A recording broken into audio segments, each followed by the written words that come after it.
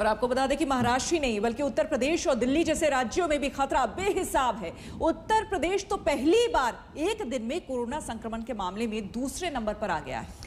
राजधानी दिल्ली में भी देखिए पहली बार 10,000 से ज्यादा केसेस रिपोर्ट हुए हैं। हालात की गंभीरता को देखते हुए अब से कुछ ही देर बाद मुख्यमंत्री केजरीवाल ने समीक्षा बैठक बुलाई है।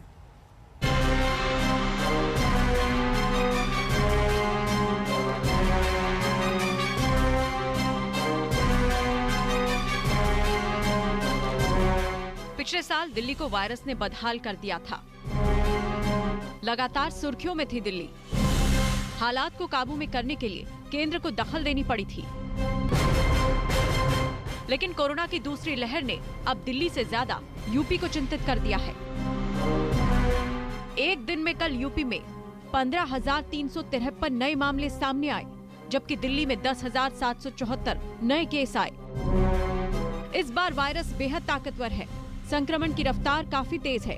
यूपी में लगातार बढ़ते मामलों ने बता दिया है कि सावधानी नहीं बरती गई तो हालात संभल नहीं पाएंगे। यूपी में कोरोना के मामले लगातार बढ़ रहे हैं, जिनमें 24 घंटे में 15,000 से ज्यादा मामले सामने आए। खासकर राजधानी लखनऊ में ही 4,444 का ये आंकड़ा है। सरकार का मानना है कि त्योहार में आए हुए लोग और लगातार प्रवासी मजदूर उत्तर प्रदेश में आना इसका एक बड़ा कारण है। यूपी के कई शहरों में नाइट कर्फ्यू शुरू हो चुका है। मास्क अवश्य लगाएं और अपने मुंह और नाक को पूरी तरह से ढकें। शहर शहर चौकसी बरती जा रही है ताकि लापरवाही बंद हो सके। जहां कोरोना ग्राफ तेजी से बढ़ रहा है, वहां प्रशासन ने मोर्चा संभाल लिया है। लोगों को चेताया जा रहा है कि कोविड नियमों का पालन जरूर करें। नोएडा पुलिस भी एक्शन में है ताकि हालात को संभाला जा सके।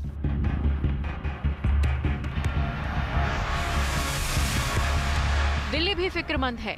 एक दिन पहले ही मुख्यमंत्री केजरीवाल ने बताया कि राजधानी की हालत बेहद चिंताजनक हो चुकी है। पूरे देश भर में कोरोना बहुत तेजी से बढ़ रहा है। दिल्ली में भी पिछले कुछ दिनों से, पिछले 10 से 15 दिन में इतनी तेजी से कोरोना बढ़ा है। अब ये चौथी वेव आई है जो बेहद खतरनाक है। बहुत तेजी से बढ़ रहा है, इतना तेजी से बढ़ रहा है कि बहुत सारे लोगों की समझ के बाहर है। मुख्यमंत्री की चिंता की वजह किसी से छिपी नहीं। कोरोना ग्राफ ने ऐसी रफ्तार पकड़ी है कि संक्रमण का रिकॉर्ड बन रहा है। राजधानी में कल 10,774 नए केसेस दर्ज किए गए। पहली बार आंकड़े 10,000 के पार पहुंचे हैं। 24 घंटे में 48 लोगों ने जान गंवाई। एक दिन में मौत का आंकड़ा 14 दिसंबर के बाद सबसे ज्यादा है। दिल्ली में लोगों की लापरवाही ने हालात को और बदतर बना दिया है। अस्पतालों में बेड की किल्लत बढ़ती जा रही है, लिहाजा बैंक्वेट हॉल को कोविड अस्पताल में तब्दील किया जा रहा है। कोरोना ने दिल्ली का हाल एक बार फिर से बेहाल कर दिया है। जिस बैंक्वेट हॉल में शादी की शहनाई बजनी थी, वहां पर कोरोना मरीजों के लिए बेड्स लगाए जा रहे हैं। ये घबराने वाली बात तो है ही, लेकिन दिल्ली के मुख्यमंत्री अरविंद केजरीवाल ने लोगों से अपील की है कि जब तक जरूरत ना हो वो अस्पताल का रुख ना करें। दिल्ली में 30 अप्रैल तक नाइट कर्फ्यू लागू कर दिया गया है। क्राउड कंट्रोल के लिए कई पाबंदियां भी लगाई गई हैं ताकि स्थिति सुधर सके। लखनऊ से अभिषेक मिश्रा के साथ पंकज जैन, दिल्ली आज तक। तो हमने आपको महाराष्ट्र और दिल्ली की परिस्थितियां दिखाई, लेकिन देश के बाकी राज्यों में भी स्थिति श्वेता बहुत बेहतर नहीं है। बिल्कुल, आपको बता दें कि इस बीच जो बड़ी खबर आई है, सुप्रीम कोर्ट के 44 स्टाफ के भी संक्रमित होने की खबर आई है। वहीं अर्धसैनिक बलों के जवान भी बड़ी संख्या में पॉजिटिव हुए हैं।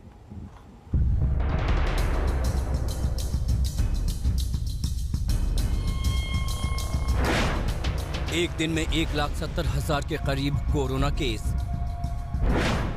12 लाख के पार हुए एक्टिव केस।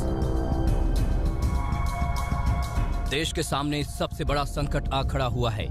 कोरोना की दूसरी लहर ने देश की तैयारियों को और व्यवस्थाओं को चैलेंज कर दिया है। चिंता की लकीरें गहरी हो चुकी हैं। संक्रमण की जो रफ्तार है वो कहां जाकर रुकेगी, इस पर कुछ भी कहना अभी जल्दबाजी होगी। सुप्रीम कोर्ट में 44 कर्मचारियों के कोरोना पॉजिटिव होने की खबर है। कई अन्य कर्मचारियों में लक्षण हैं, जिनके टेस्ट रिजल्ट का इंतजार है। अर्धसैनिक बलों पर भी कोरोना का कहर टूटा है। CRPF, BSF, CISF, SSB, ITBP और एनएसजी के 400 से ज्यादा जवान 24 घंटे में संक्रमित हुए हैं।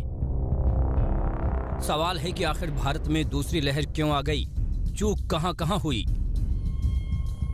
स्वास्थ्य मंत्री के रूप में भी, एक डॉक्टर के रूप में भी, और जितना मैंने कोविड के वायरस को जाना है, समझा है, उसकी गहराई के अंदर मैंने डूबने का प्रयास किया है, जितनी उस पर रिसर्च हुई है हमारी अपनी साइंस मिनिस्ट्री में भी, शायद सबसे इम्पॉर्टेंट अगर कोई टूल है हमारे को कोविड से रक्षा करने के लिए, सबसे इम्पॉर्टेंट वेपन है, तो वो ये मास्क है।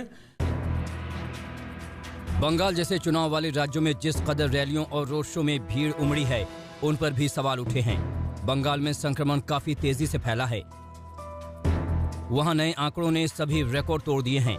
24 घंटे में पश्चिम बंगाल में 4,398 मामले सामने आए हैं, तो वहीं कोलकाता में 1,109 केस दर्ज किए गए। छत्तीसगढ़ और मध्य प्रदेश जैसे राज्यों में भी हालात गंभीर हैं। राज्य सरकारें भले ही लॉकडाउन के उपाय से सहमत ना हों, लेकिन कोरोना पर कंट्रोल के लिए कई कदम उठाए गए हैं। चिंतित तो हैं, निराश नहीं है, हताश नहीं है। हम 3 तरह की रणनीति हमने बनाई है। एक, मुझे खुशी है कि जनता खुद अवेयर हो रही है मध्य प्रदेश की, और अब लोगों ने गंभीरता को समझा है और समझ के ये तय किया है कि हम ज्यादा भीड़ इकट्ठी नहीं करेंगे। दक्षिण के राज्यों में भी स्थिति तेजी से बिगड़ी है। ऐसे में प्रधानमंत्री मोदी का जोर है कि ज्यादा से ज्यादा टेस्ट किए जाएं, ताकि वायरस के चेन को तोड़ा जा सके। पीएम भी साफ कर चुके हैं कि देश में लॉकडाउन की जरूरत नहीं, नाइट कर्फ्यू प्रभावी है। कोलकाता से अनुपम मिश्रा और भोपाल से रवीश पाल सिंह के साथ जितेंद्र बहादुर सिंह, दिल्ली आज तक। और हम आपको बता दें कि जिन राज्यों में हालात गंभीर हैं, उन राज्यों के मुख्यमंत्री कोरोना पर आज तक के विशेष सम्मेलन में पहुंचे। सीएम योगी, मुख्यमंत्री केजरीवाल, शिवराज सिंह चौहान और मनोहर लाल खट्टर ने बताया कि कैसे उनकी सरकार हालात पर काबू पाने में जुटी है।